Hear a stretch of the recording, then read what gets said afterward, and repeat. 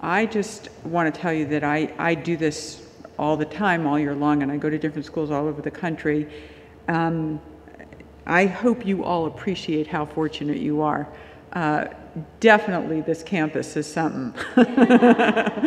I was going to kind of take up out there tonight. Not only the campus, though, but the professionalism of the staff here and the eye for safety in every way, whereas I was actually telling them in certain groups that I sit and meet with administration, it's painstaking getting through every piece, and here it was just a zoom in terms of, yeah, no, we're really on target with that, we've done this, and it was really incredible. It was more of a review than it was work for me, which was great. So you are all in great hands, and I hope you all appreciate where you are and those that are leading your children here. It's really a beautiful, beautiful school. Okay, so tonight we are going to talk about Safety Kid. My kids say that he's my fifth kid. And they sometimes say he's gotten more attention than they have. That's not good. In any case, Safety Kid is going to actually come in tomorrow, and he's going to be meeting your kids in terms of what he's going to be doing with them. And at the end of this workshop, I'm going to go through with you and tell you everything that they're going to be learning tomorrow. But tonight, what we're going to do is we're going to just look at what you as parents need to know in order to really, in essence, what we're really looking at is sexual abuse prevention. That's really what we're talking about, prevention in the most normative way. And so let me just give you just a little bit of background, which is that what we did, it was maybe 9 or 10 years ago, was researched programs throughout the country that we felt would work within the Jewish community.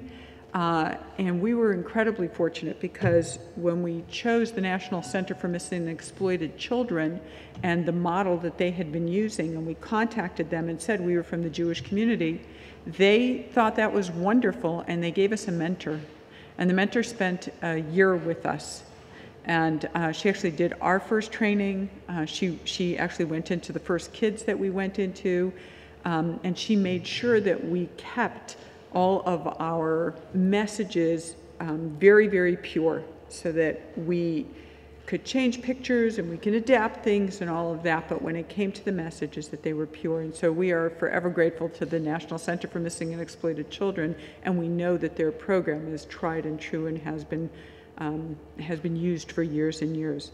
So we took that, and we took some cultural sensitivity in terms of working within the Jewish community and all of our community experiences, and we put that together, and we ended up with these practical steps towards safety. And that's really what we're going to go over tonight. We want you to walk out with practical steps towards safety. At this point, we've been really fortunate. We really have done this Safety Kid program to over 35,000 children in the United States. Children love Safety Kid, and it's really been a wonderful way to teach safety to kids. I am going to say that very often people ask, could things like this happen within a Jewish community? It really is a question. I think we all feel so secure. We all feel we know our community at large. We know where we live. We know our neighbors. We know people. We know everybody in our school. We know. So if we know all these people, is it possible that anything could happen within, the kind of walls of our community?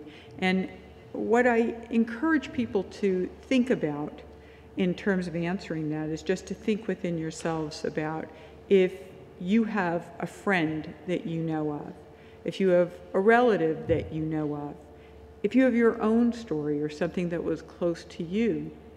And in general, in most groups, most people know one, a friend or a relative, or have a story of their own.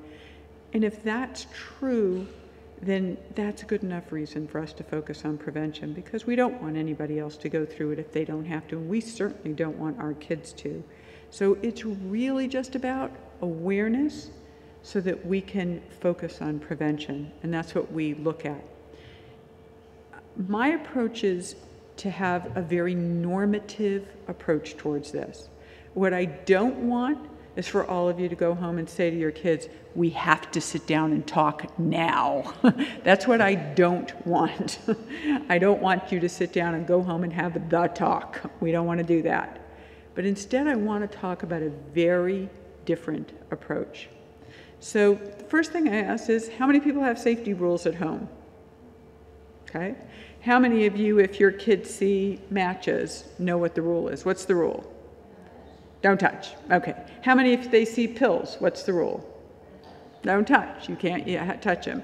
An electrical cord. Don't touch. A car seat. They're up to a certain age. They have to sit in it. They cross the street. They have to hold a hand. How many of your kids just know them?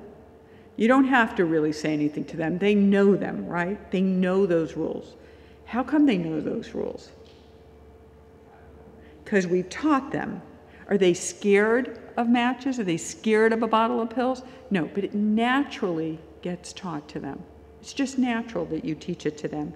You say it in a natural way, you teach it in a natural way, and they learn it that way. And what we want to do is develop in the same way rules for personal safety. Just like you can say, we don't touch matches, you want to be able to say, we never let anybody tell you secrets that you can't tell mommy and daddy. If anybody ever tells you a secret not to tell mommy and daddy, it's an automatic do tell. Automatically, you have to tell us. It's not scary. It's not any different. No matches. Pill bottles are just for mommy and daddy. You can't open them. Secrets, nobody could ever tell you a secret that you can't tell mommy and daddy. It's just a rule, right? Your body belongs to you. No one has a right to touch you in the private areas of your body. Natural. Very, very natural. Not the big talk, but just when they're getting out of the bathtub and just about to take a scoot around the house nude, that you say something like, whoa, whoa, whoa. That's private. We don't run around like that. Come on, let me take a towel, help you dry up, and put your pajamas on. Natural. And that's what we want to do. We want to find very natural ways to teach it so that these things don't end up being a big deal. They end up natural conversation. Things like you can say no to anybody when it comes to anybody touching the private areas of your body. It's no, you could say no to anybody. So we're going to learn a lot about that, about having a very natural tone, just like I'm saying it very naturally now. That's what I want you by the end of the evening to feel, that comfort level and just talking about it with ease. So we're going to talk about the model itself first, and then we'll talk about what you need to know as parents. So it's my belief that it takes a community to create a safe environment for a child, but it also takes a community to allow abuse. And that means that you all have to work together as a community. We're going to talk about what that means. And if people don't work together as a community, it does leave space for abuse, and that's what we don't want. So what does it mean to work together as a community? The model that we've developed, that I think is a very effective model, is that we talk about beginning with schools, and that's what was done here all day today. All day today, the school really showed their investment and their leadership in terms of keeping children safe. They really take an active leadership role in every way, and they prioritize the safety of your children. I can tell you that just by hearing them speak on so many topics. That issue is absolutely prioritized.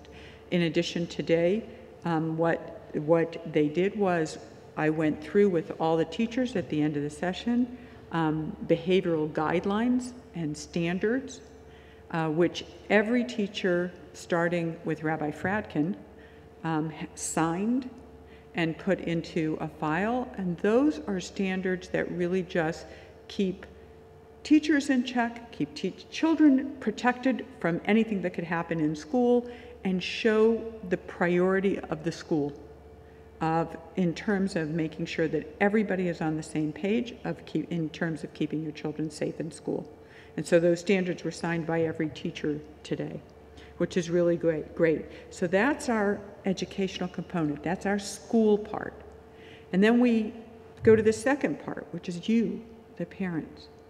So if we're going to create a safe community, we have a school that's set up prioritizing the safety of our children, and then of course we have you prioritizing the safety of your children. And how do you do that? Through awareness. I want you to know what you need to know to keep your own children safe.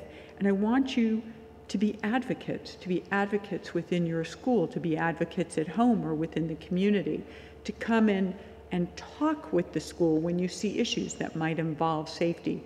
I was telling them today that there was a community, we don't stress stranger danger very much because the incidence of stranger danger is very, very low. We're going to talk about that, but we don't stress it very much. In one community in New York, maybe about 4 or 5 months ago or so, they called and they asked me, could Safety Kid write up guidelines for children about stranger danger? Why?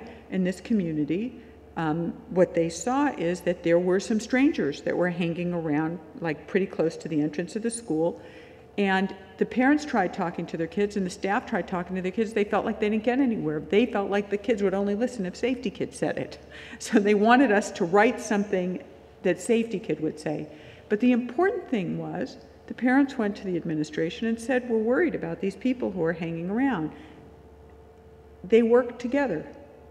And in working together, they called us for a little bit, but they were able to figure something out in order to help make the situation safely. That's what builds the shield for children. Only after we have that, only after we have the school and the parents really working together and knowledgeable and aware, that's when we go to the kids. When you've got a same language, when you and your kids are going to be speaking the same language, then we go and we educate the children on what they need to do to stay safe against inappropriate touch, relationships and situations, inappropriate relationships and inappropriate situations. Then we go to them when we know that everything else is safe around them. So this is the way it works.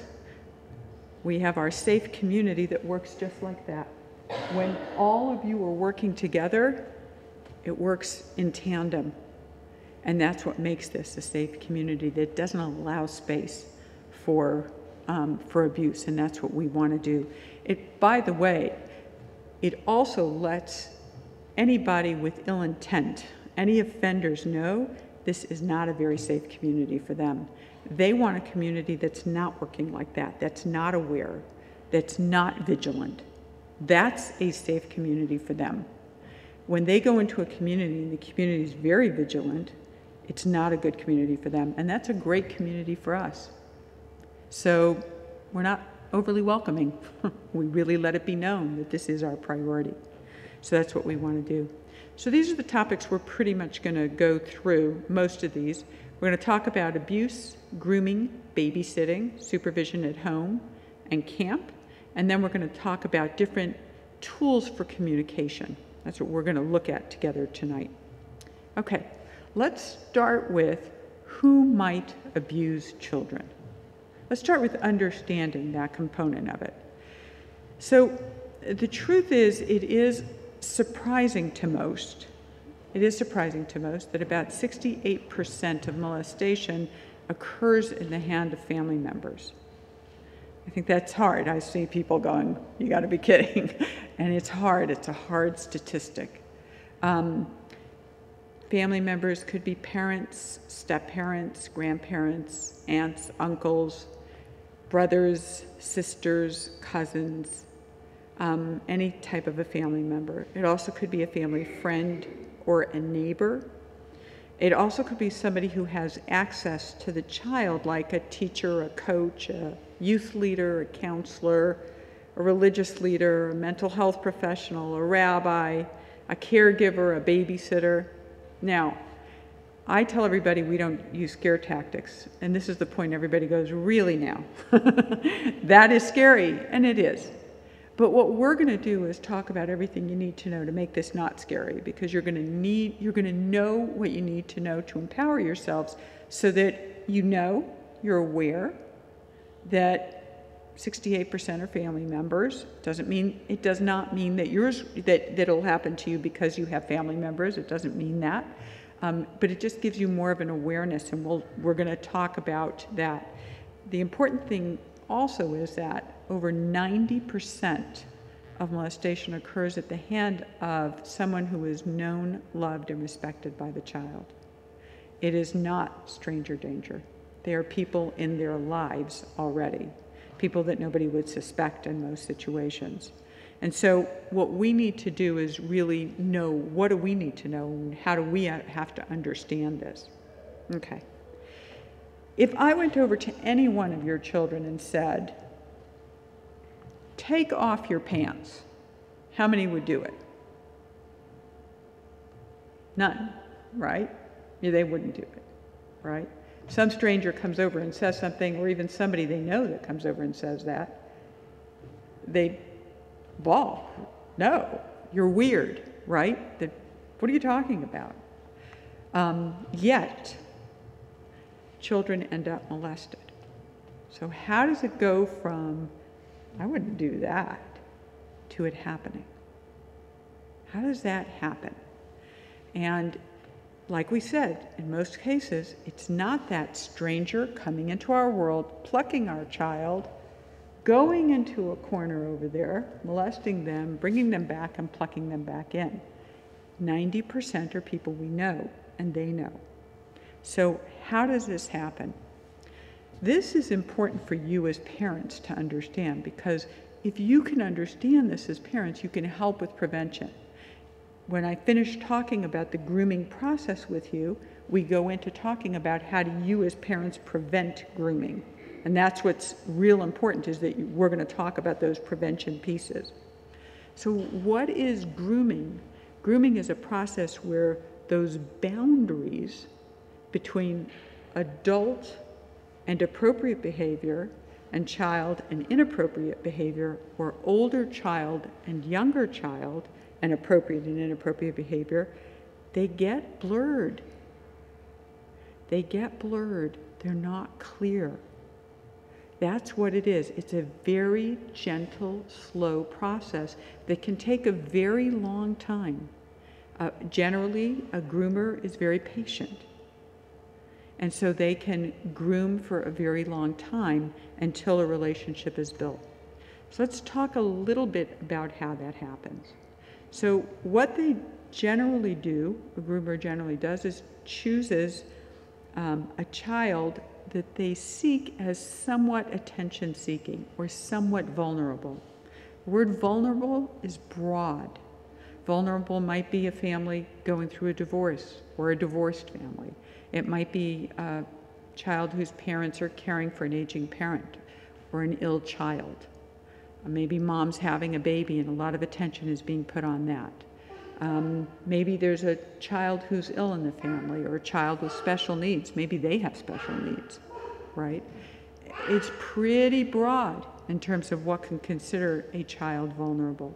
It makes that child a little bit needier of adult attention, right? And a groomer can pick that up. A groomer can pick that up like a magnet, right?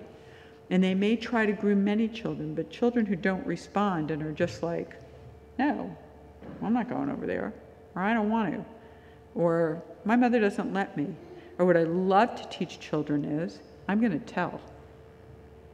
Those are the words nobody wants to hear. I'm going to tell, right? So when children say things like that, they become not good kids to be groomed. Those are the ones we want, the ones who are not good to be groomed, right? So they start by targeting this child, and then once they've got the attention of that child from a situation that they feel they can target, then they try gaining that child's trust. They'll try to become part of that child's life. If it's a boy, they may look into things like, baseball cards or sports if they share that interest, and buying things for them, or sharing the interest, telling stories or that kind of thing. Maybe taking them to a game. Maybe it's a rainy day outside and they drive by the school and say, I knew you'd be out there. Come on, I'm going to give you a ride, right? It's paying that special attention, sharing interest with the child and developing rapport around that. And what ends up happening is they look towards filling a need of the child, usually somewhat of a parental need, right? So they try to show that I do things more than a parent. I always bring you that pistachio ice cream that you like, just me and you. I bring you that. I know you better. How did that test go? No, it was so hard for you. Maybe next time you and I should study a little more together. Maybe that would help you out. They start to slowly ingratiate themselves in a way showing that they can give the child even more attention than a parent. They know the child better than the parent, right? They try to replace the parent to some degree. Now, what ends up happening at that point is the child develops some type of a relationship and a dependence on that relationship. It's different, right? It's a lot of attention they're getting, a lot of positive attention they're getting. And that ends up isolating the child because all the other little kids in the class, third graders or first graders or fourth graders, they're doing what third graders, fourth graders, and fifth graders are doing. They're playing, they're fighting, they're doing whatever they're doing. This kid's life is different. That kid's life is focused on this adult who's giving them all this attention. They're not in the same world anymore. They're not in that same world anymore. Emotionally, they're in a different world. They're in a different space. And that makes them very vulnerable. And that's when the relationship becomes somewhat sexualized.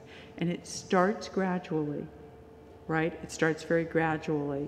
You're looking pale. Can I get you some juice? You're just doing great today. So good to see you, right? Here, you know what? Your shoulders are looking really sore today. Come on over here. Let me just massage, get some of that tension out of your back, right? These are very natural ways of bringing touch into the relationship. And when the touch becomes more sexualized, it's almost the natural next step. This has been a very gradual, natural process. And that's how come sexual abuse can occur, is because it's through a grooming process. That grooming process at the end takes control over the child, so that the child is told things like, this is a secret between you and I. It's just a game between you and I. It's our relationship, just us. We don't need to tell anybody, it's just us. And then it's sometimes moved to, this is a secret and you really can't tell anybody, it's just between us. Well, you could go ahead and tell if you want to. I'll just have to tell everybody that it was all your fault and that you were the one who initiated it and you wanted it. I'll just have to tell everybody that. And that really deflects a child from wanting to go ahead and speak about it. So that's how a child ends up in most situations groomed and possibly molested. It generally isn't, like we said, the lifting the child and taking them into a corner.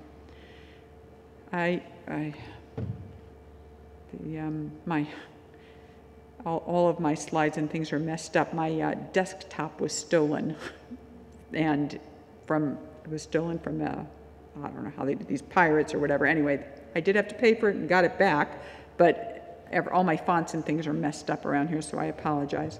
But perpetrators, I want you just to hear this. What do perpetrators say? Parents are so naive.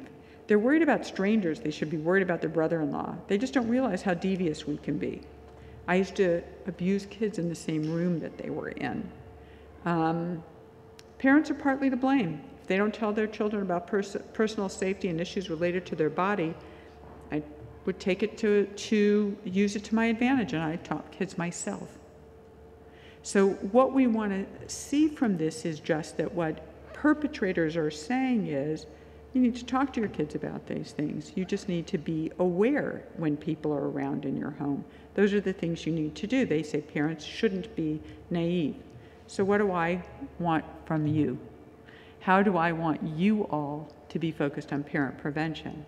One is, be aware and pay attention to the adults in your children's life. And pay attention to their relationships with your kids. Adults shouldn't be having relationships with your kids that you are not involved in.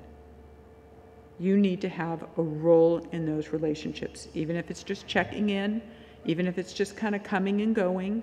You need to have a role in relationships that adults have with your children. Ask your child questions. If your child goes out with somebody, a family member or anybody else, ask questions. Where were you? Did you have a good time? What did you do? Who did you see? What kinds of things were you up to? Were you comfortable? You want to ask questions. What they need to hear is an ongoing conversation, not you went out with Uncle Billy, hope you had a good time. You went out with Uncle Billy, how was it? Where'd you guys go? Did you have a good time? You went on the rides? Were you okay on those rides? Yeah, that was okay? You want to be aware of that. The other thing that those who have heard me all day are really tired of hearing, but I have to say it again, that I'm a big believer in, is adults should play with adults and kids should play with kids. Adults should not get their needs met from your kids. So adults need to have other adults in their life that they socialize with, and your kids should be a good niece or nephew, or a good family friend, or whatever, but not meeting their needs. Now, I will tell you that I have a brother who's 48 and single. Although he told me today it may not be for long, and that may make my mother very happy. But anyway, he's 48 and single. My brother is everybody's favorite uncle. All of my siblings, our children, which is like, I don't know, 25 or whatever, and all our grandchildren, which are his great nieces and nephews or whatever they're called, which is another like 40 or 50, right? And he's everybody's favorite uncle. And every time we're all together, he brings like a Shabbos game or something like that, and he plays with the kids. So how come I'm not worried? Should I be worried? How come I'm not worried? I'm not worried because he is the favorite uncle. He always brings a game. He used to play Monopoly, but as he's gotten older, he feels like Monopoly is way too long.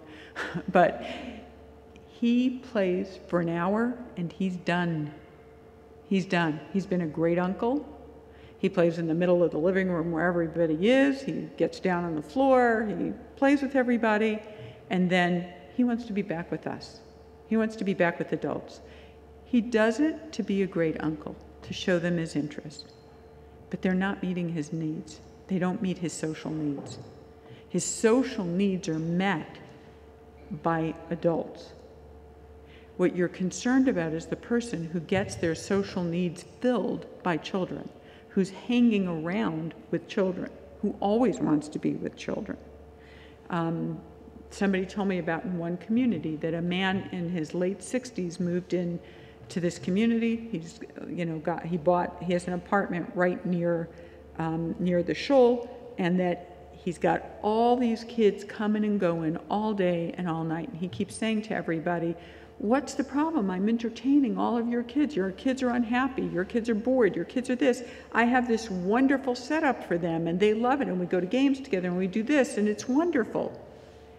He's 60-something years old. These kids are not there to fill his needs. They are not there to fill his needs.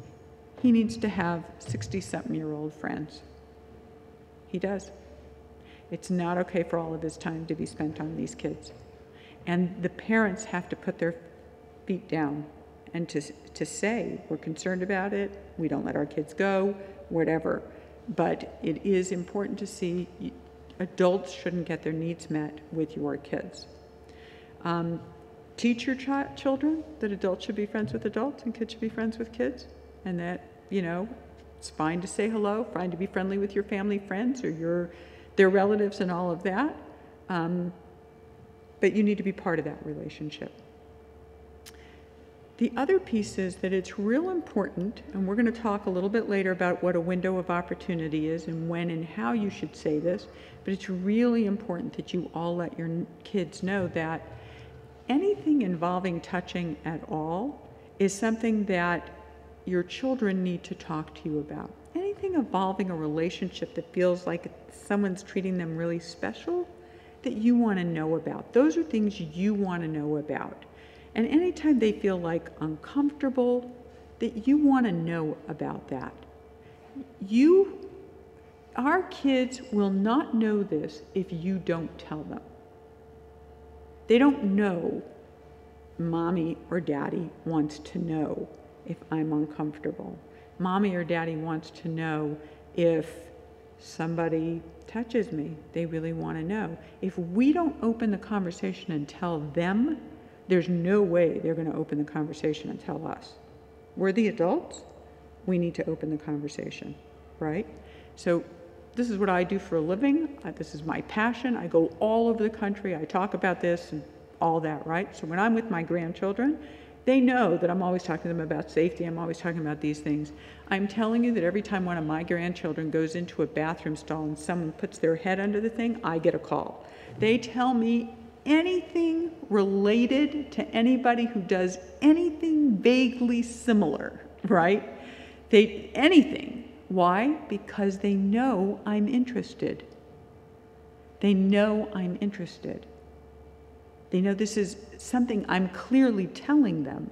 And that's the role you need to take, is telling your kids and using the words. If anybody ever does touch you or anybody makes you feel uncomfortable, I want you to come and talk to me about that. I really care. It matters to me. It's something I want you to do. And then you need to let them know, if you ever do come talk to me about it, I'm going to believe you. No matter what you say, I'll believe you. You're never going to be in trouble for telling me. And whatever I can do to help, I will.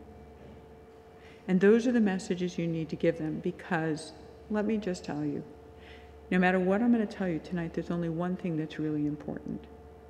Your relationship with your child is what's going to prevent sexual abuse. If your child knows they can come talk to you and that you care and you love them and you're going to be there for them, that is the single most important tool they have.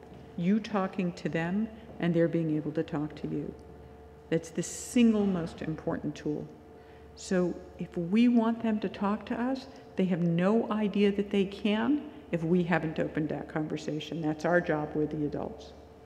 Okay? So that's how we focus on parent prevention. I'm going to talk a little bit about babysitting. Okay? We just, I always laugh that when I was a kid, we made 50 cents an hour. And with 50 cents an hour, we had to put the kids to bed, wash the dishes, clean the floors. I don't know what we did. We did it all. Do the kids' homework. We did it all, right, for 50 cents an hour. And we were thrilled to get a job, right? I don't know, how much is it today? 7 hours, 8, 9, 10? How much is it? 15, whatever it is. And for that, you got to give them a manicure, to get them in the door. It's very difficult to get babysitters, right? It's a different world. But the issue still is, even if it's difficult to get babysitters, we can't sell our kids down the river because it's hard to get a babysitter, which means that we need to ask for recommendations. A friend of mine did this research. I'll see if I can find this down on the bottom. He did this research. He lives in Queens. He did this research, and he saw in this throwaway they had in Queens, it said, Queens family seeking babysitter lives directly across the street from Young Israel. 2 easygoing kids, need sitter every Saturday night and Tuesday night. That is way too much information to put in a public ad. And it feels almost like they're selling the kids for, 2 kids, and putting all that information out. Did you see any piece about need to interview or we'll talk to you or whatever? Nothing. Recommendations, references, nothing. And that's where, in a certain way, it's gone to. So, get recommendations. And that means calling your friend and saying, tell me about it. Tell me about their relationship with the kids. Tell me how it was. Talk to them. The other thing, and we also interviewed a bunch of babysitters and asked them what they need, right? And what the babysitter said, and what the research tells us is, you need to talk to your babysitters and kids together. Take less than 5 minutes and set the rules out and set out what you want to say. You don't want to walk out that door without a babysitter knowing what you want, and you want your kids to know that you've communicated with the babysitter. You need some unified messages here. So it might sound something like, Adriana, thanks for coming to babysit tonight. I've got Shelley and Ellie and Adrian tonight, okay? And this is where her room is, and this is where his room is. She goes to bed at 8, he goes to bed at 8:15, and he goes to bed at 8:30. They can really do their homework on their own. If you wouldn't mind reading to him before he goes to bed, it really helps him go to sleep earlier. In our house at night, nobody can use the internet unless we're home, so please don't turn it on for any of them, and please don't give them your phone. We really prefer when we're not home that nobody has internet access. Other than that, or whatever your rule is about TV, they can watch TV until this time, and these are the shows they can watch. Other than that, they do ask that you tell them what they can eat, the babysitters. They ask that you tell them what you want them to eat. And we're going to call and check in a little while. Call in about an hour or so, make sure everything's okay. So that way you've communicated with the kids, with the babysitter, and you've set it out for success. You should call and check. And then when you get home, you need to check with your kids and ask them how it was, as well as check with the babysitter. Now, I'm going to tell you a personal story that's slightly embarrassing, but happened to us a long time ago. I actually heard a safety talk well over 30 years ago by a Dr. Susie Schulman, who actually was the first within the entire Orthodox community to bring these issues up, a pediatrician from New York. And she gave us a talk, and she said a lot of the same things we say. You know, that nobody should ever tell your child a secret, or they have to tell, and all of that. So I was a very obedient parent. Whatever she said, I did. I just did what she said, right? So one Saturday night, my husband and I went out, and we came back, and kids were asleep. Everything looked fine. Everything was fine. Good. Next morning, my kids get up, and they go, "Mommy, was Susie come yet?" I said, "Susie come? Why? Did she get here? She's coming this morning with donuts." So why is Susie coming with donuts? She's bringing us donuts if we don't tell the secret. I was like, now wait a minute. We have a deal about secrets. They go, no, we all made an agreement. Thanks, my kids here. We all made an agreement. We're going to tell you the secret after we get the donuts. This is a deal they made there. So we said, we'll buy you the donut store, tell us the secret. You know, we're gonna go, we're gonna get you donuts, blah, blah, blah, what's the secret? So this is what they told us. Thank God nobody was hurt, but the secret was that Susie told the kids to go to bed, put them to bed, and in those days we had what was called the Jack and Jill bathroom. Do you guys know what that is, right? So it has 2 doors. And my kids' bedroom was on one side, and the master bedroom was on the other. And apparently she went into the bathroom and decided she was dirty and needed a bath. So she took a bath in the bathtub, and then for whatever reason she felt that it was important to put on my husband's robe. And then she went and said goodnight to my kids wearing my husband's robe. And when we came home, she was nice, fresh, and clean, right? Now, I don't know about you, that is not okay. Not okay in my house, not okay. That was just not okay. If I had not had that deal with my children, I would not have known. Now I'm going to tell you something. Something was off with this girl, right? If I didn't know and had had her back, I think eventually something would have gone to it. And I actually kind of followed her a little bit. She's a pretty dysfunctional person. I don't know exactly what's happened in her life, but she's not the person I want babysitting for my kids. But it really was the fact that Susie Schulman said that no matter what, if anybody says something is a secret, that they need to, that really was what prevented it. And that's what I'm going to say, is it can be that simple, but you have to be the ones to initiate and to be aware of these kinds of things. Okay. Just really, really quickly, you really do need things in your house that are, this is just words from the babysitters. People don't realize that because of cell phones, their babysitter may not know their address. Their babysitter doesn't know any information about them at all. And they don't know who a doctor is. They don't know anything. You really need, in my day, everybody had magnets with babysitter information. I don't care how you have it. Fill it out once, who the pediatrician is, emergency numbers, your address. Fill it out once, put it someplace, and have it readily available so that a babysitter, just don't get into a situation where you're sorry you didn't do something. So that's what I want to say about babysitters. About a couple of months ago, somebody asked that we please include play dates. I always say that when my kids were little, either they were very not popular or they didn't have play dates. Everybody just played. We didn't have dates, but now they have play dates. And so in terms of play dates, what we say is make sure you know who the family is or ask. Let's say that someone in your child's class calls and asks, can we invite your child over? There's nothing wrong with that, but if you have no idea who they are, call Rabbi Fradkin, call someone in school and say, just by the way, I really don't know the family. Can you tell me something about it? Does that seem okay if my child goes over? Just do a little bit of research to find out who they are. Make sure you have their name and their phone number and their address. If they've taken the child after school or something like that, know who they are, where they are, how do you access them. And then most important, when your child gets home, you need conversation. You don't have them walk in the house and say, I need to speak to you immediately. Tell me everything that happened. That's what we don't do, right? What we do is in a very natural way. What games did you play? Who played? Did you enjoy it? Do they have different rules than we do?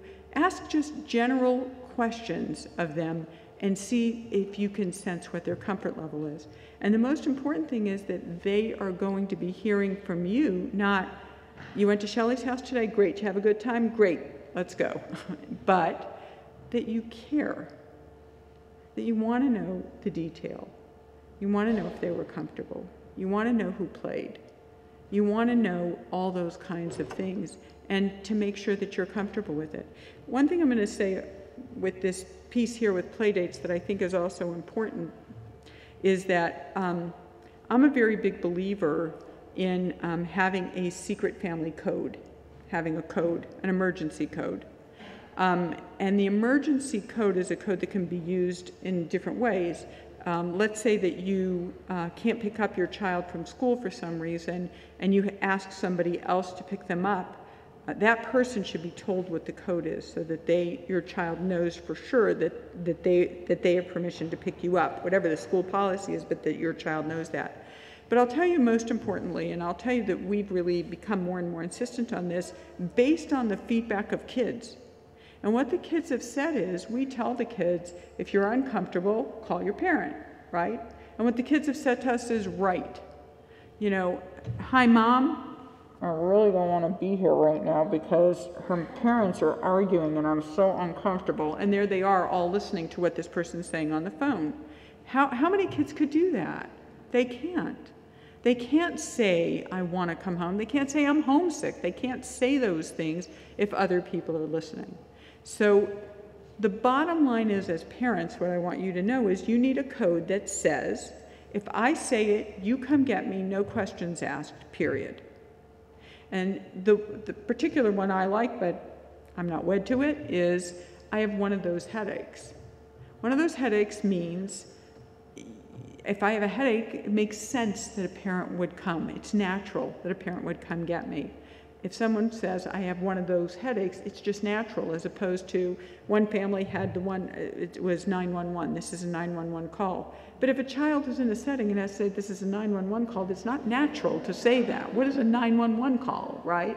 So saying something like, I have one of those headaches, and I want to say that these things are really important. A couple of, not this past summer, but the summer before, there was an incident in one of the camps in the Catskills, sleepover camp, and a child in a bunk witnessed a child next to him being molested by a counselor.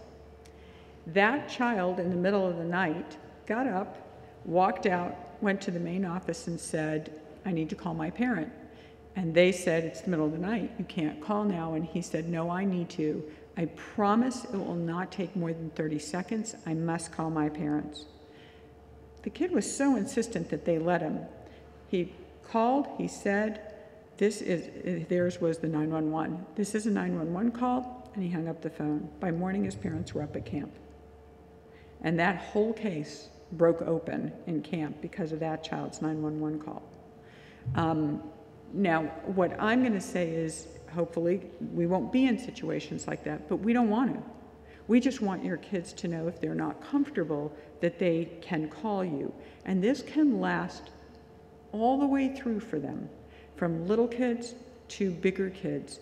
And I can tell you that many years ago we taught this, and I got a call maybe about a year ago or a year and a half ago from a mother whose daughter was probably in 10th or 11th grade. Now, they had had this family code, and their family code happened to have been, I have one of those headaches. And they had had this family code, and nobody in the family had ever used it, but they all knew it, right? This girl, it was actually New Year's Eve, and she had told her parents that she was going to her friend's house, a very good friend of the family. In truth, she went to a hotel that a bunch of kids got together and had a New Year's Eve party at. And there was a lot of drinking, and it seems like there was some drugs there and maybe some real inappropriate activity between boys and girls. And as it progressed, she got scared. And she thought, I don't want to be here. And she didn't know what to do. She knew she was too drunk to drive. She didn't know what to do. And she picked up her cell phone, called her mother at 3 a.m. and said, Mom, I'm at the Sofitel Hotel, and I have one of those headaches. Her mother had not heard that code in 8 years. She got up, she put on a robe, she ran, she picked up her daughter. She said, thank you for calling. That was it. Took her home, cleaned her up, put her in bed, said, I love you. Next morning, woke up. When she got up, she gave her a nice hot breakfast. It was not even discussed until the next night. But that girl learned she could go home. So those messages are things that are important for you to keep and to hold on to, because they really do work. Let's talk about supervision at home. What we talked about is that 68% happen with family members. Up to 1/3 of offenses today occur at the hands of children, meaning a 5-year age difference, not adults. So, and the rate of sibling incest, child and child, and I would say cousins as well, is at least 5 times higher than parent to child. So what do we want to do with that? What do we want to do? We want to supervise. That's what we want to do. We really want to supervise. We want to be involved in their relationships, and we want to develop that open, trusting relationship, telling kids they need to talk to us, right? But we also need to talk about setting up rules at home. That's what we need to do. We need to talk to them about rules of personal safety. Children of all ages need to be supervised at home too, especially when there's a lot of kids around. I'm a believer in that even when children are playing at home, all doors have to be open. They don't play behind locked doors, and as much as you can keep them in public areas of the house, it's better. But the doors should be open. The other thing I'm a very big believer in, especially, like around times of holidays, you have big families, everybody's around, it's a lot of fun, or parties, or whatever. And what do the adults do? The adults all sit down together and they schmooze, right? We schmooze for a really long time, and all the kids run around and play. And that's fun and fine and all that. But what I'm going to say is, kids shouldn't be running around and playing for 2 hours and 3 hours while we schmooze. But instead, we need to take turns. Just get up, take a little walk around, say hi to the kids, let them know we're around. But kids should not feel that there's not going to be adult eyes on us for 2 hours. Or as the kids say, until dessert, right? But that they know that parents come and go and check on them and say hi and whatever. So that's what we want to do. We want to make sure that we're doing that at home. Short intervals, just kind of an in and out. The other thing is to take opportunities to create rules and to gain their engagement and involvement in it. I'm just going to tell you that my grandchildren my kids lived in this house for a while that had one of these little tiny rooms that had no closets to it. Almost looks like a large closet, right? And it didn't have a closet. And my grandson, who was kind of this sleepy kind of kid who didn't pay attention to a lot around him, right? So he was like 9 or so, and he had that room. And my granddaughters, 2 granddaughters, had a room with 2 big closets. So he had one of those closets in their room, and they shared the other closet. Okay, it's fine, right? The thing was that every morning, my older granddaughter, the 10-year-old, would be getting dressed in the morning, right? She'd be doing what she was supposed to do, getting dressed, and he just sleepily, lazily mosey on in there, open the door, go to the closet, get his clothes, and the whole time she'd be yelling, "Get out of here, I'm getting dressed, I don't like it, get out of here." So that worked until I came. And I said to my daughter-in-law, "This is not okay. This is not okay. What is she saying?" She's saying, "Get out of here. I don't like it. I'm getting dressed. I don't want you in here." We need to hear her. If she's saying she doesn't like it, she doesn't feel comfortable with him in the room, we need to hear her. This is a window of opportunity. He can't be coming in because we're not respecting what she's saying. She's saying no. So my daughter-in-law was like, "Wow, you're right. You know, you're right, it's simple." And she's like, "It's so simple. We could just take out his clothes the night before and put it on his bed. He doesn't care. He's not going to go pick them. He could care less." It was so simple. But she needed to be validated. She didn't like it. We need to teach her she has a voice when it comes to her body, and that her voice matters. So that's what we need to do in situations like that. And it's also about rules. You know, not all kids, you know, let's say lock bathroom doors between baths. On a Friday, everybody's taking a bath one after the other or whatever. But what's the rule? Wait until they leave, or whatever the kids decide. But use opportunities to help them develop rules at home when it comes to their personal safety and their body. I want to talk for a minute about playing doctor. In terms of playing doctor, it's important to know that children are naturally curious. It's back to when we were kids and back to when our parents were kids, and there's going to be, and I'll show you mine and you show me yours, and that's going to happen. It's what little kids do. And it's all considered normal if it's mutual, if that's what it is, just mutual. The point that it becomes more concerning is if one child has control over another, is victimizing another, right? Or if it includes either oral contact or penetration. Those are all more concerning. That's not natural playing doctor, right? Those are red flags for us to be thinking about.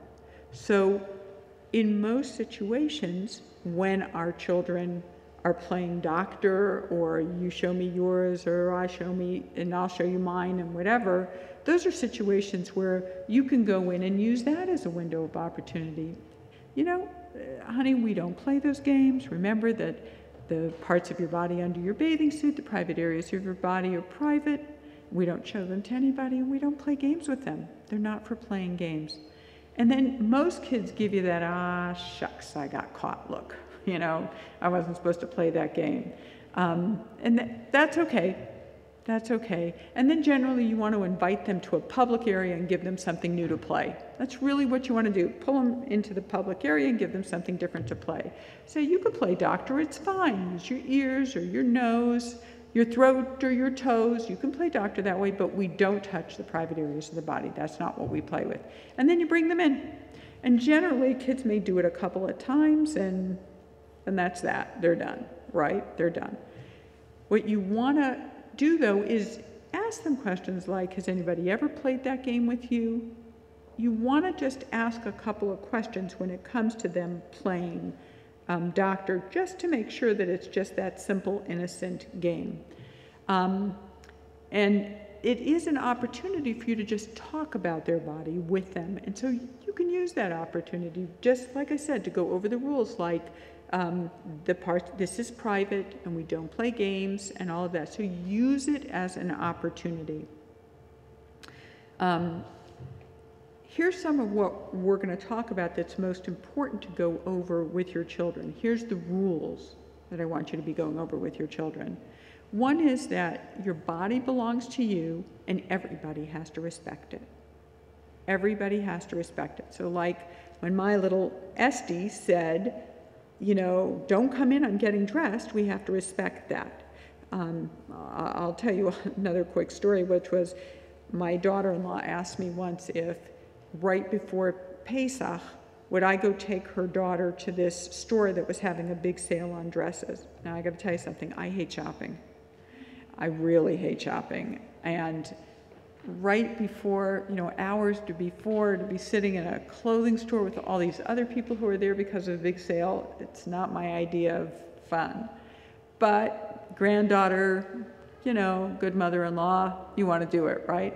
Okay, so I get there and the line is just huge. And I'm sitting there and we actually find some things for her to try on.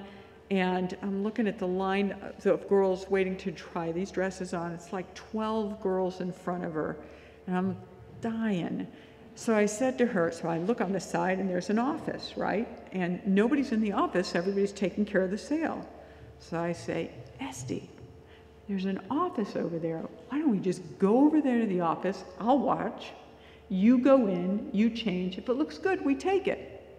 She says, that's an office. An office is where people go to do work. They work here. They could come in. I figure I'll give it one more shot here. I go, but Esty, they are all so busy. Look what they're doing. They're all over there.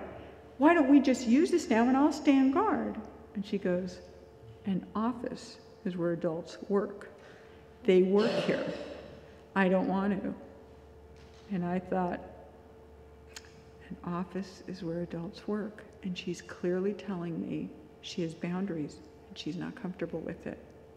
25 minutes later, I got into the waiting room, right? Thank God something fit. But the message is we have to hear them even when it's uncomfortable. Even when we don't want to, even when it's uncomfortable. If they're telling us boundaries in reference to their bodies, we need to listen and we need to respect it. We need to model that respect. Here's the rule. Touching, looking at, or talking about private areas of your body is never a game and never a secret. Nobody should be playing with your private parts. It's not a game and it's not a secret. We're going to be telling this to your kids too.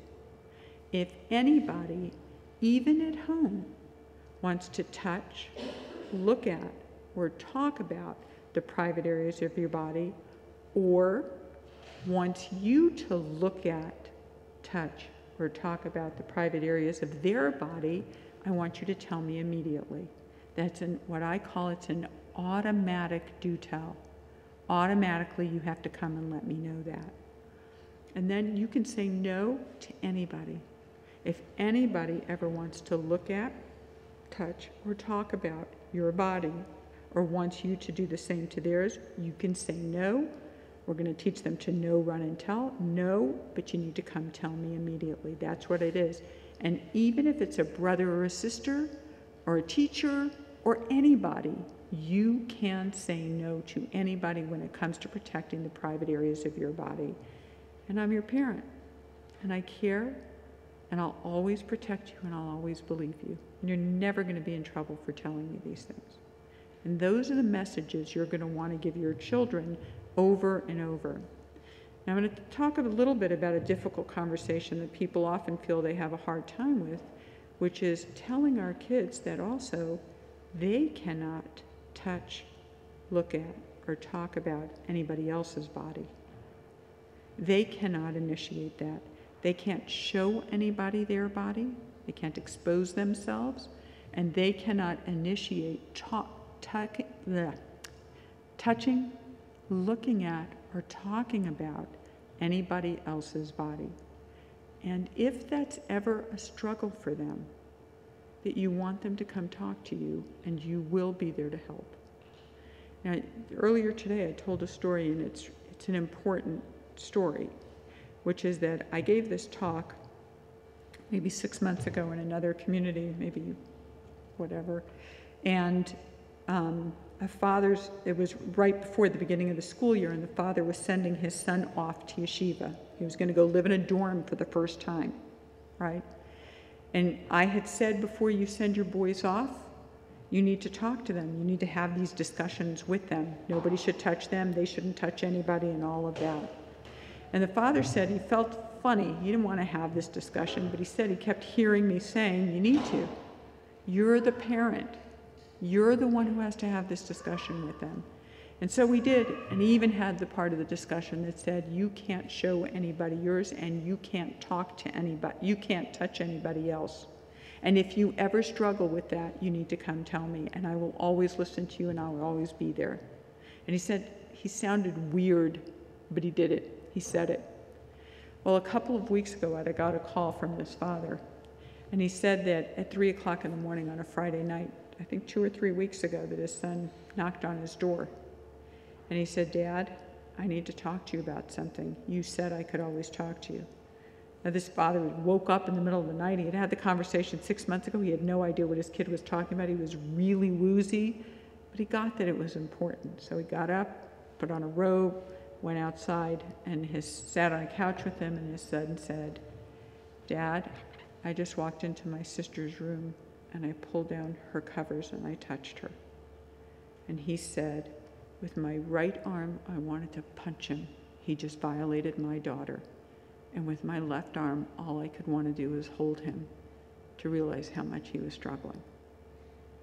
And the beauty of the man having had this conversation with his son, and he just called me just a few days ago. I had suggested a therapist for him that this had happened before. His son just came and told him. But that child will get help and won't continue doing that. He won't continue struggling with that. And the beauty was the parent opened the conversation, and that's the charge that I give you, is that you have to be the ones to open these conversations with kids. I'm going to go for a little bit here, talk about camp safety.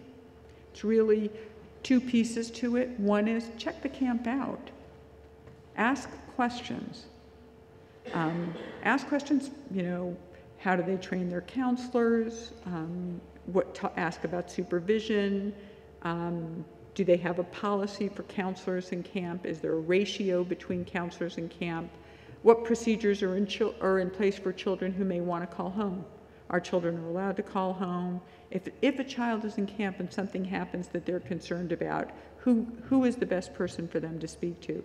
Before your child goes to a day camp or overnight camp, you need to tell your child, if you are in camp and you cannot reach me, this is the person you go to. And you need to do the research on figuring out who that is. You can't leave that to your child. You're the adult.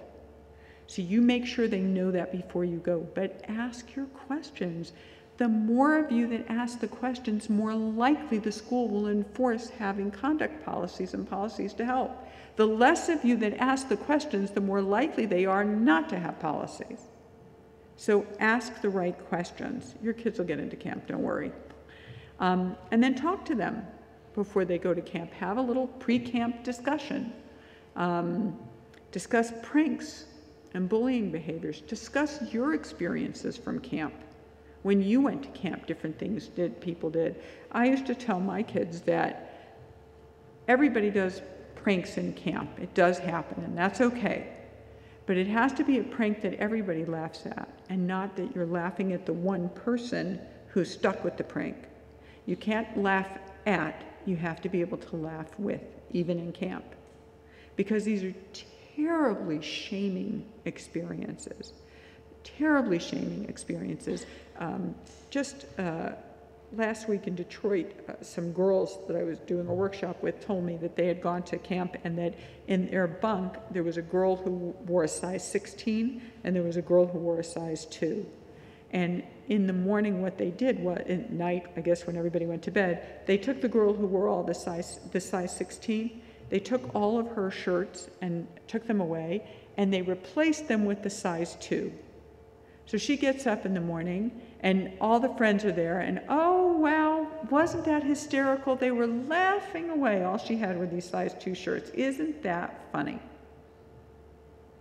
It's terribly shaming to her. It's laughing at. It's somebody who's become the butt of the joke. And what I think we need to know is that you need to bring up the topic that things are lighter during camp. They are more fun, and everybody has fun pranks and things like that, right? But it's got to be humor that we all appreciate, and without one person being the butt of it, without shame being involved in it. Discuss changing times, what you want your child to do about changing times, and talk about that the same rules that apply at home, talking, looking at, and touching about private parts that apply in camp. They can say no to anybody, and they can call and tell you anything. Go over those with your kids. Okay, we've kind of gone over these, and I'm just going to real quickly just say that, and we really have said this, there's nobody more important than you to be the one to bring these up with your kids. Bring them up in this very healthy, natural way at the appropriate times. That's when you want to choose teachable moments, like playing doctor to bring a message across. Don't sit down as much and have the talk. Even camp. I say when moms go and they're trying to buy bathing suits for their girls, it's a time to say something like, you know what I was thinking? We haven't talked about safety in a long time, have we? Let's just talk about personal safety. So you know that the area under your bathing suit, all of that, that's what's considered private, right? And just gently go into the rules then. There you are, dressing room, buying bathing suits. It kind of works. But what you want to do is look for a child asks a father a question about the body or about something sensitive. Use the opportunity to actually have that gentle discussion with them. That's what you want to do. Just take these teachable moments that are presented to you and give them that clear message that no matter what, you can talk to me about anything. And one of the things I think it's real important to teach them that also helps with, I call it grooming prevention, is teach your kids that you want to know when they're just uncomfortable. They don't even have to have a real reason. They can just tell you when they're uncomfortable, because you want them to pick up when they're uncomfortable and to share that with you, not to wait until something happens to pick that up. One way you can do that is model it. You're walking down, I don't know if San Diego has as many homeless people as Los Angeles does, but Los Angeles has a lot. And walking down a street and saying, you know what, I'm not that comfortable walking on this side. That man frightens me a little bit. I don't know if he would do anything or not, but I'm kind of frightened. So I'm going to cross the street and walk on that way. I'm more comfortable. I just shared I'm not comfortable and I'm going to do something about it. I don't like going into, there is a little kosher store in Los Angeles that when the woman herself is in there, everybody's very happy to go to. She has a son in his 20s who flirts with everybody and makes married women uncomfortable and young girls uncomfortable. It's okay to say to children, I'm not comfortable going there when he's there. It doesn't make me comfortable. What you're doing is modeling. I'm not comfortable, and therefore I do something about it. When you're not comfortable, tell me, and then we do something about it. That's what you want to do. You want to teach them, use those teachable moments. The other way to do it is also what I call what-if opportunities or windows of opportunities. At different times in the car, during discussions, you see something to bring up, what if we were all out on a family trip and someone got lost? What would you do? What if, just to bring out different opportunities, what ifs? What if you were playing at a friend's house and your friend said they wanted to play a touching game? What would you do? What would you do? You bring it up in a really natural way so that you can just pose the question to them. What if somebody tells you a secret and tells you not to tell me? What would you do? That's an automatic do tell. Automatically you need to tell me. And then again, just finding times with them, windows of opportunity. Find those times when it's natural to have a discussion and have it. Definitely when kids reach puberty, it's such a beautiful opportunity. You know, if you don't tell them they're reaching puberty, they don't know what it is. So it just kind of like happens and they're supposed to get it. You have to explain to them what that means and what's going to happen and what those changes are and that they're natural and everybody goes through them. Because I want to tell you something, if you don't tell them, they're going to learn. They're just going to learn from the other 11 and 12-year-olds, just not you. So they'll get their version. So if you want them to have it from your perspective, you have to tell them.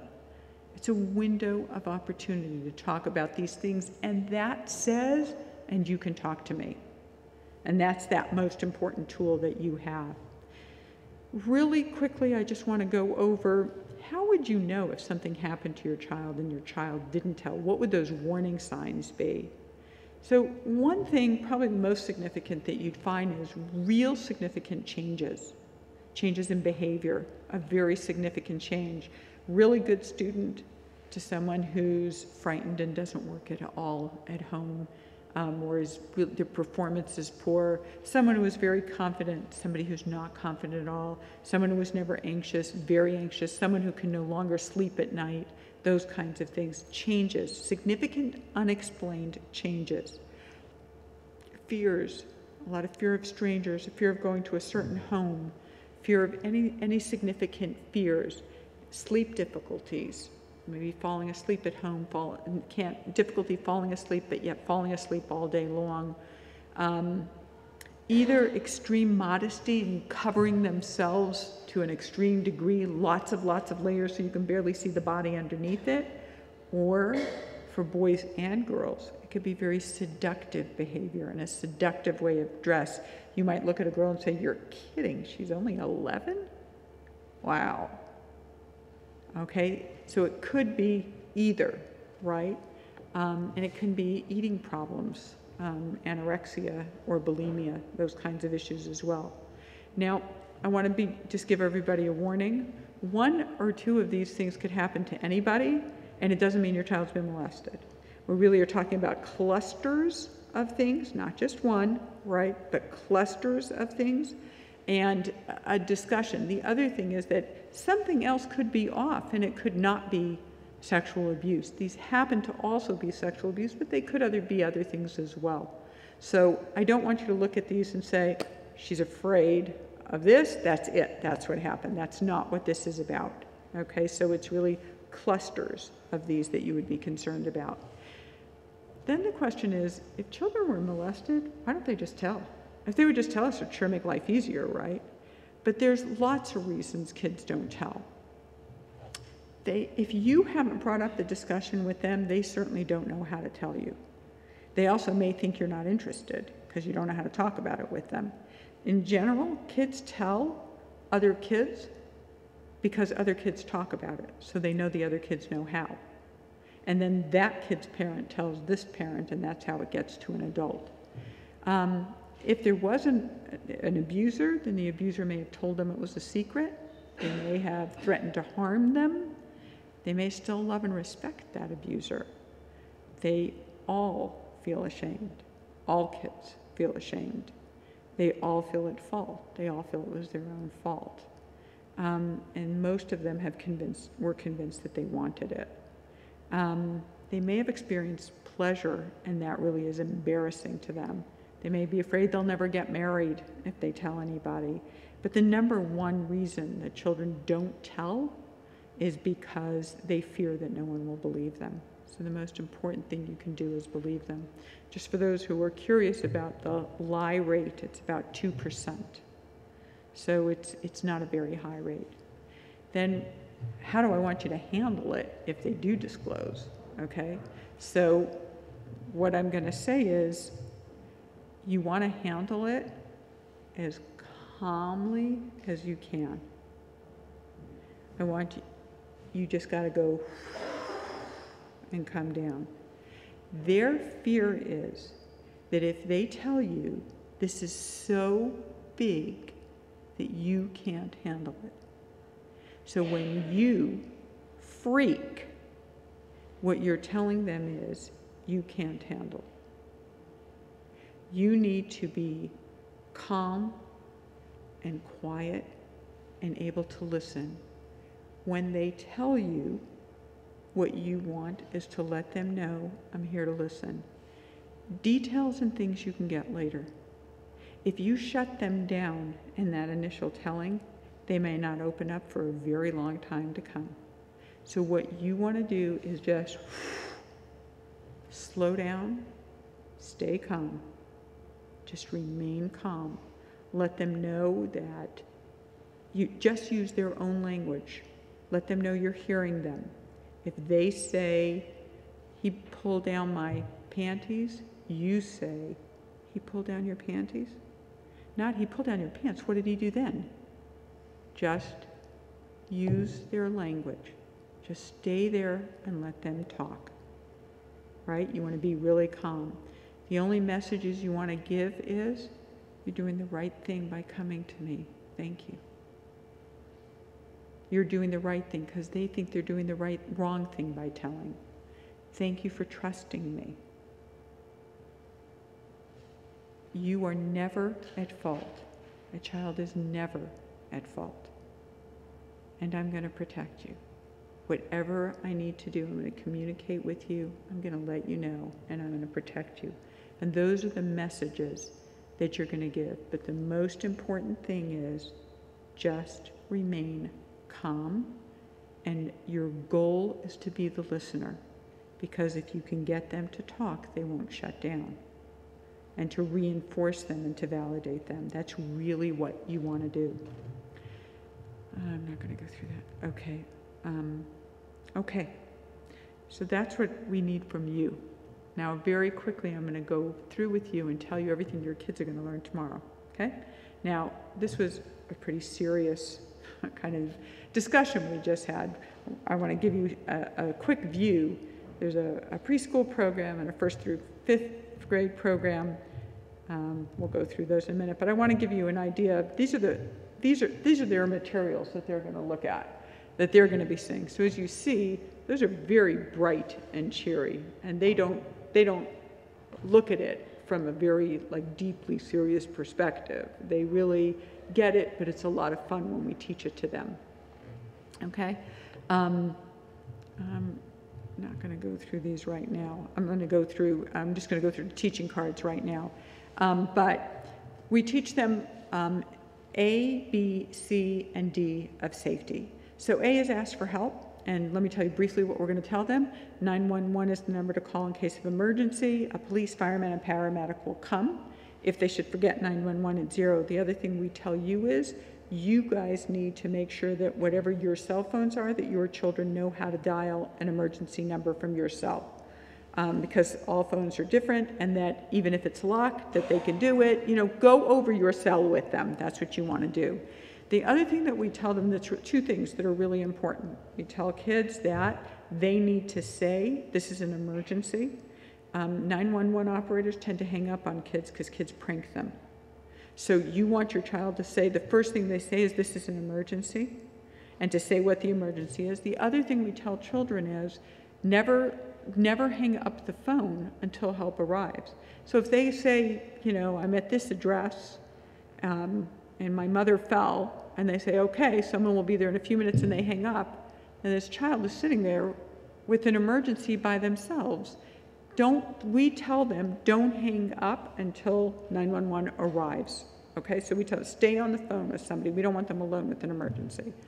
Okay, here's the second part of ask for help. The second part of ask for help is that we teach them what to do when they get lost so that it doesn't become a very frightening event. What we tell them is, and this is something real important for you, we tell them stay in the same location, kind of hug a tree, wherever your parents saw you last, your parent will return for you, right? So stay there. We tell them to yell your name, to look around, to listen, to see if you're calling them, but to stay there, right? Just by the way, we do tell them you will come back, so please do. Go back to the last place you saw them. We tell them not to leave a public area. that they need to stay in public. Even if the guy from Target wants to take them up to security, we tell them they can't go. They have to stay in a public area. They can't go to the car. They can't go anywhere. They need to stay there. Now, let's say you really don't come back so fast and they can't just stand there in the middle of the store all day.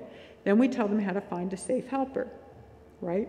Finding a safe helper, and these work wherever they need it. There are 3 safe helpers. Number 1, most important, safest helper is a mother with children. Number 2 is a cashier. Why? Because they're with the money, right? If they're with the money, they're not going anywhere. And number 3 is a security guard. Now, if you lose your child in a store or something, your best bet is to go to the cashiers, because that's where we've told them to get, right? That's where we've told them. A cashier also has a microphone and can try to call you. So that's what we tell them. We tell them that they can interrupt a line. They can go straight to the front. They can say, my mommy is lost. Please announce it, or I need help. And we tell them, just get up there and just say it until someone helps you and listens. And that's what we tell them. We also tell them when they're in like a park, like when you take them out on a big trip and they're in a big park somewhere or whatever, that they need to go to those cashiers if they get lost. And this is what we tell them. You go over and you say, I need to use your phone, my mom is lost. And they should say to the cashier, give me your phone. And you have no idea how often this happens.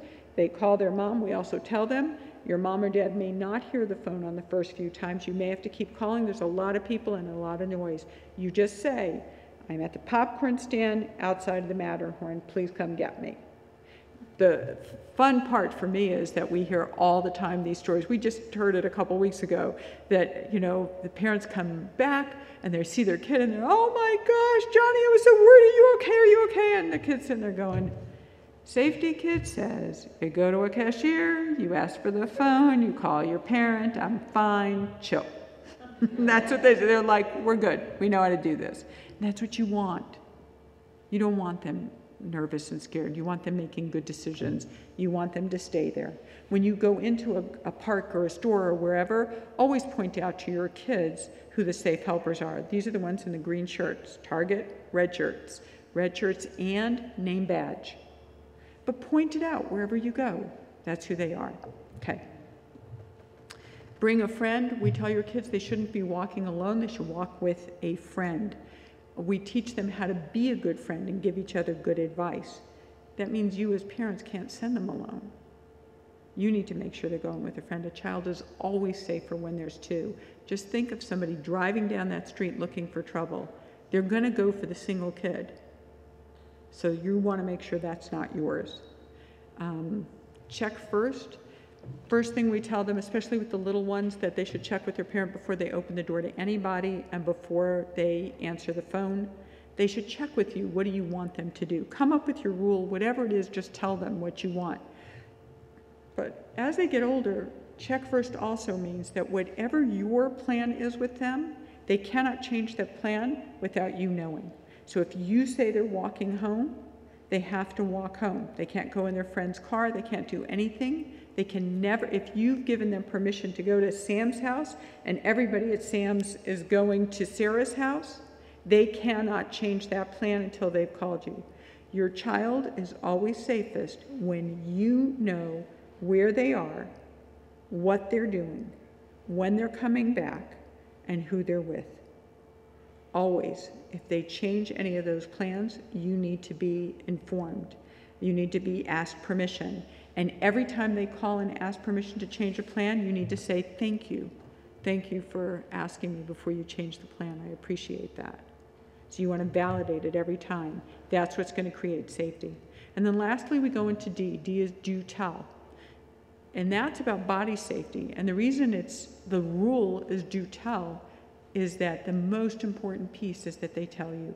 Because if, bottom line, an adult is an adult, as a child is a child, and something could happen. But if a child knows that they can tell, they can stop it from ever happening again. And they can decrease any type of trauma around it. So something could happen, but you want them to tell immediately. That's really important. But what we teach them is, Anything that a bathing suit covers is private. Your child has a right to say no to anybody. We teach them, and if anybody tries to touch them or tries to gain control over them, to yell no as loudly as they can, to run away, and to tell a trusted adult. Then we teach them 3 rules. Touching, looking at, and talking about private parts is never a game.